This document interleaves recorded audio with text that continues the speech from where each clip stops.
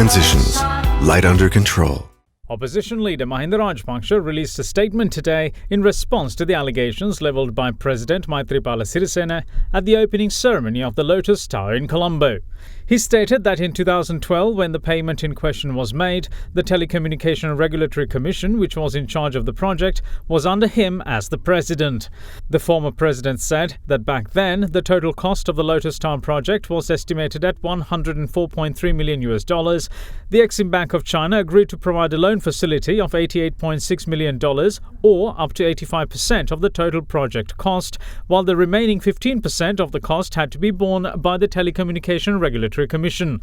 He said that the contractors for projects financed by the Exim Bank of China are nominated by the Chinese government, and that accordingly, the China National Electronics Corporation and ALIT were nominated by the Chinese government. He added that in the projects of this nature, the 15% local component has to be paid to the contract up front as an advance payment, and documents confirm that on the 9th of October 2012, the TRC had credited $15 million or 2 billion rupees to the account of the main contractor, China National Electronics Corporation. The opposition leader insisted that China National Electronics Corporation is still the main contractor of the project and that the advance payment of 2 billion rupees was never paid to the other contractor, ALIT, contrary to the claim made by the president, saying the relevant documentation will show that from day one, all payments had been made to the account of China National Electronics Corporation. He added that the two contractors recommended for the Lotus Tower projects are 100% Chinese government-owned conglomerates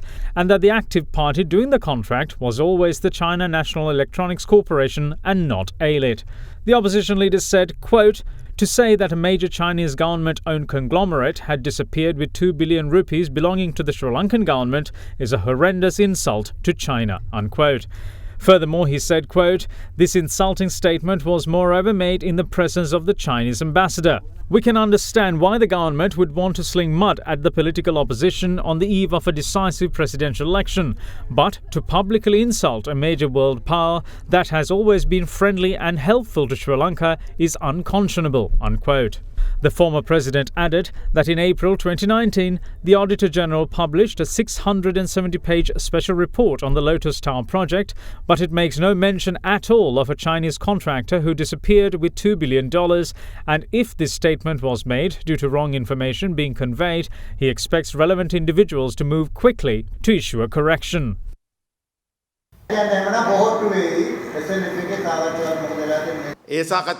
The discussions are going on. We will also be holding another round this week. We expect to arrive at an agreement on these discussions.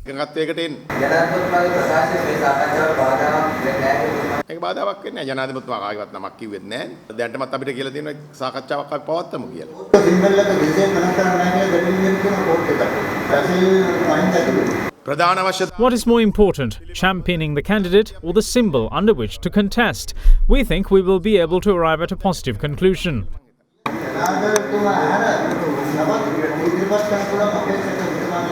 අපේ පක්ෂයේ මධ්‍යම කාර්ය සභාව තීන්දුව කරොත් කාට හරි ඉල්ලන්න කියලා. එයාට ඉල්ලන්න මේ.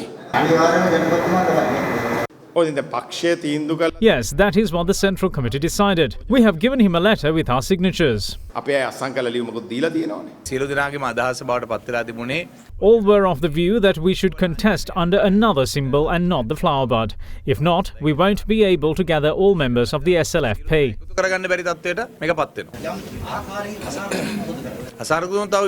Then we have many options. We can nominate a separate candidate. We have already submitted an application in this regard. We can even join with the JVP and form a broader alliance. We have many options and it's not a problem.